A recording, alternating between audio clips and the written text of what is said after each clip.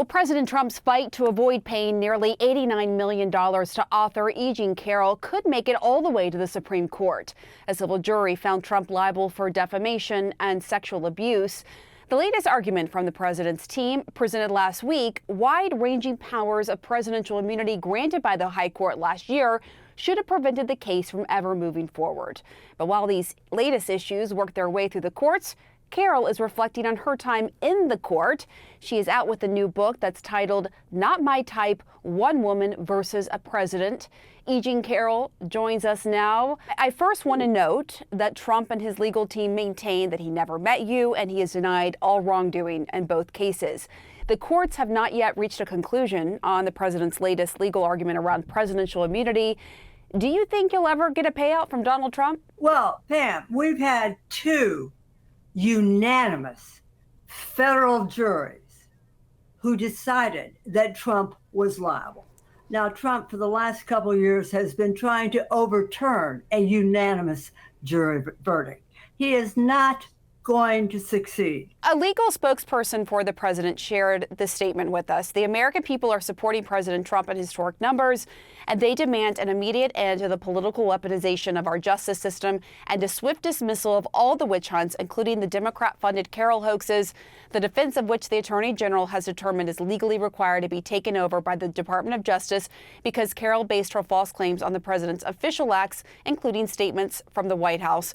President Trump will keep winning against liberal lawfare as he is focusing on his mission to make America great again. Now, we should note this month an appeals court rejected Trump's attempt to have the government substitute for him as a party in this case. But how do you respond to the administration's consistent public statements denying your allegations and attacking your credibility? What it's like going up against Donald Trump and what my response is to that idiotic statement is I found myself in a high comedy surrounded by characters that not even John Grisham could have created. And so this is what I did when I wrote about the trials. It was so funny and so absurd. You just heard some of his absurdities in that statement that I had to write it down. There was a moment when you all were sitting very close together inside that courtroom. Bring us into that. I know you write about it in the book. I could have turned around, Pam, and if I reached back, I could have grabbed Donald Trump by the hair.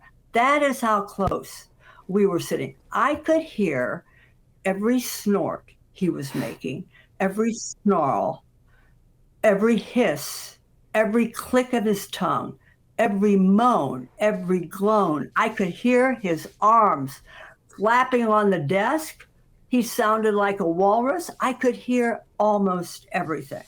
So standing up, walking to the witness chair and turning around and looking him in the eye, Pam, I got to do what millions and millions and millions of your viewers have always wanted to do, which is tell Donald Trump to his face the truth.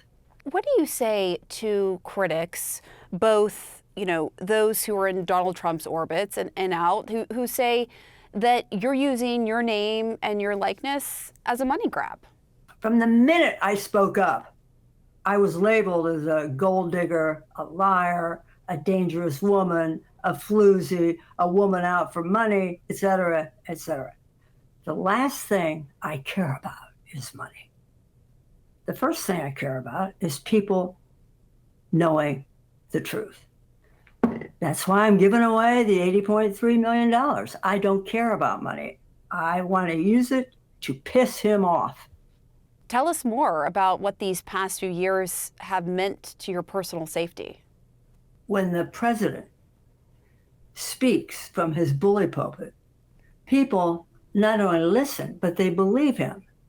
So many people who had never heard of me, and I live a very sort of quiet life in the country. People who had never heard of me now hated me and thought I was doing a terrible thing. They thought I was a Democratic operative. They thought I was a liar. And so they followed what Donald Trump said. And they let me know that I was a disgusting, horrible, ugly, skanky woman who did not deserve to go on living. And so they made it quite clear in their threats. So, yes, I got a gun for my protection. And now I feel protected.